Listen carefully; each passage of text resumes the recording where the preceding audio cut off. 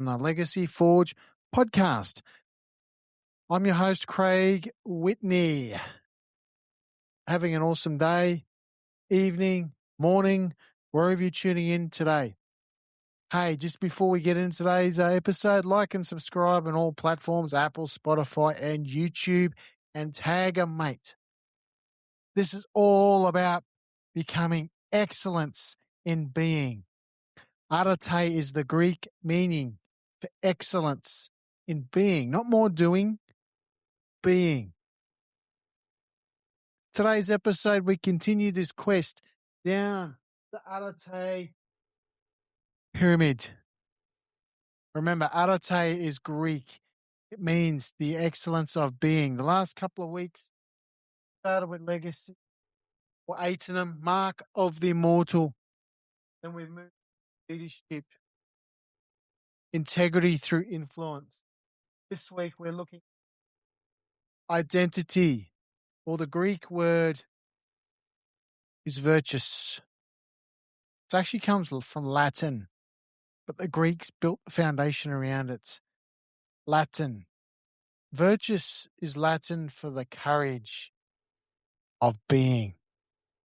Who are you? Who are you? Heard a lot in the coaching space about identity in recent times. To change your identity, to not change your identity. I look at it this way. We live in the present. We've come from a past life, a past identity, a past experience to the present, and we may be bringing trails of that past life into our present now. The question is to go to that next level. What is that new desired state of being that we have to take on? Who is that? What is that? If you were to plot your chart of past, present, and future in your mind like a timeline, if you worked out your timeline from past to present to future in either crossways, front to back, you can chart your past, present, and future. Who is that next being? Who are they? What's the identity of that? Can you step into that being and try them on like a shirt or a dress for a moment? That's my perception of identity. And not only try it on, it's the courage of taking on that new being.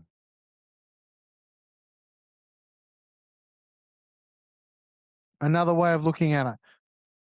When you start a business as an independent business owner, you're building your new identity as you go. You're jumping off the cliff and you're building the plane and learning to fly as you go. That plane is your new identity. Not a business identity. Yes, it's a business identity for a business. However, the two identities must come together as one at some point. It's the same with a franchise. When a franchise is bought.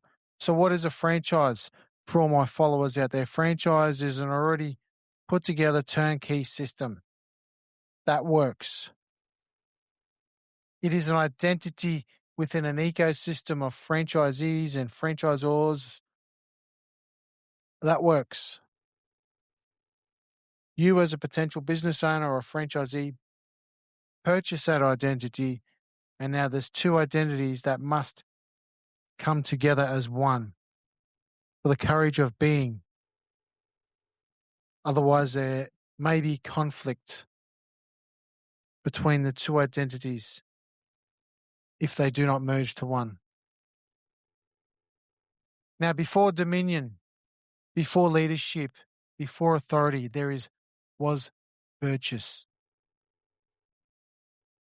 In the ancient world, the term mostly linked to virtus was the Greek word arete, is that meaning excellence of character, the fulfillment of one's most highest nature.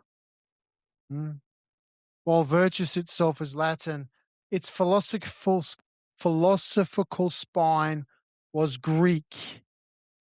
Not brute force or strength, not moral perfection, but moral courage.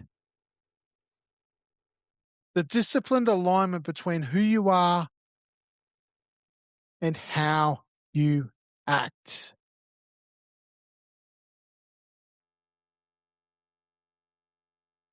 Who you are and how you act is where they come together as one, head to heart. Yeah? Virtus was never about image or performance. No clowns. I said in the last episode, the Portuguese have an awesome term for this. It's called palhacio. This was about inner excellence. The Greeks did not define virtue as compliance either. They defined it as living in accordance with your highest function.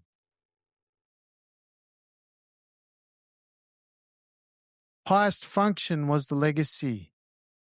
Look at our Stoics, Pythagoras, Marcus Aurelius, Socrates. They lived. Yeah.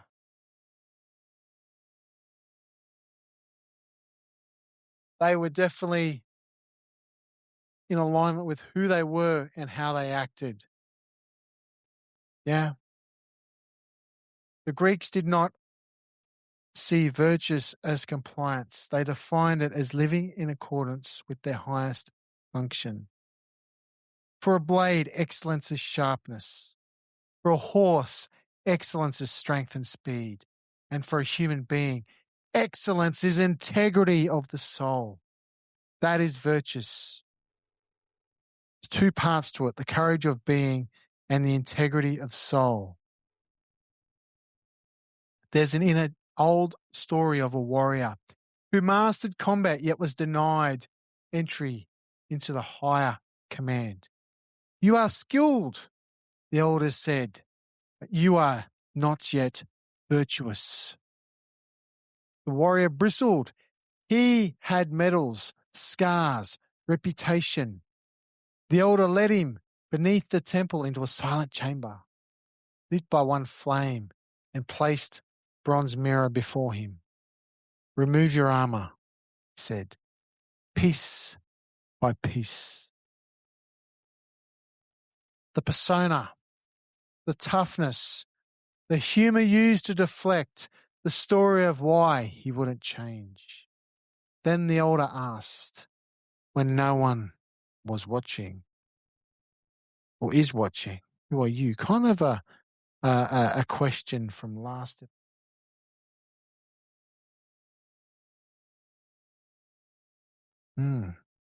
When no one is watching, who are you? When the performance is gone, when the team's gone home, when the claps fade, the curtains drawn, the lights go out for the end of the day, who are you? As a leader, a parent, community member, manager, entrepreneur, franchisee, franchisor, pick your term. Who are you when no one is watching? Virtus begins here, not in performance, not in public strength, in private alignment. It's those alone times when no one is watching. The chamber required. What parts of yourself do you hide because they feel too vulnerable or risky? What softness do you suppress to appear strong? What anger do you rename as leadership? How many angry managers are out there, yeah? What fear do you disguise as discipline? Virtus is not about appearing good. It is about becoming undivided. The warrior realized something unsettling. He had built a version of himself that earned respect, but he had not built a self he fully respected in here. The elder spoke again. What stories are you telling yourself that block you from becoming who you truly are? I'm just wired this way. I can't show weakness. It doesn't bother me. I'll deal with it later. Worrying what other people think. I don't like rejection. I'm not good enough. Any of those come to mind? What stories are on repeat? Each story was a shield. Each shield created distance from truth, disconnection from self. And then came the final question. What truth about yourself are you ready to accept? That you crave validation, that you fear being ordinary, that you hide your tenderness, that you avoid stillness because it reveals too much. When he spoke the truth aloud, the flame steadied. That is virtuous. Not perfection, far from it, or moral superiority. Yet courage to see yourself without distortion. Virtuous is what we call a mid-foundational layer. Without it, dominion becomes control. Without it, leadership becomes theatre. Without it, influence becomes manipulation. Where do we see these traits playing out? Within organizations, franchises, workplaces, corporate hierarchy, factory floors, warehousing floors. Virtuous is where identity is forged in solitude before it's tested in society. It asks you, when no one is watching, who are you? What are you pretending to not know about yourself? What truth are you postponing? What part of you is ready to be integrated? Virtuous is the moment you stop negotiating with your shadow and start integrating it. It is the excellence of being before the power of doing, before the responsibility of leading. And once virtuous is established, here, you do not need to prove who you are. You simply are.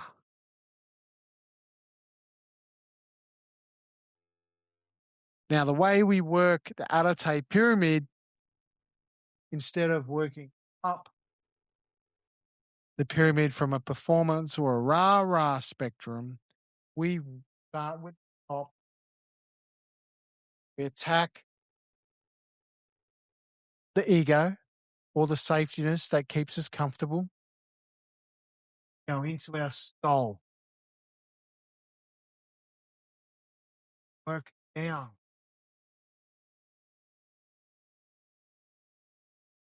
Start from legacy, define that, step into that. Look at leadership or dominion. Virtue is what you call a foundational third layer. We define these two. This sets the standard. This sets the concrete for these other two. Motion. By the time we get to here, values have been identified. The rest of the model or the pyramid works itself out. Behaviors change a lot easier values are defined. Beliefs have already been identified so they can be worked with. Behaviors shift almost autonomously. And by the time we get to the environment, you don't want to be in your old environment. You are pretty much set up in your head and your heart for your new environment. On the next episode, we will work on the values and beliefs. This is the layer bottom of the Arete Pyramid. These core three are the foundation. The rest go deeper. However, without these top layers, this is only surface level. And this is where generic coaching meanders around feelings, childhood trauma. It's not important. Collapse time, get to the root, go from there. Instead of what do you need, who you need. That sort of questioning. I give thanks to Robert Dilts for showing me this model and teaching me. I give thanks to all my NLP trainers who exposed me to this model over and over and over. And I've just gained curious love to go deeper into this model. Burgess taught me to simply be. I simply are. Okay.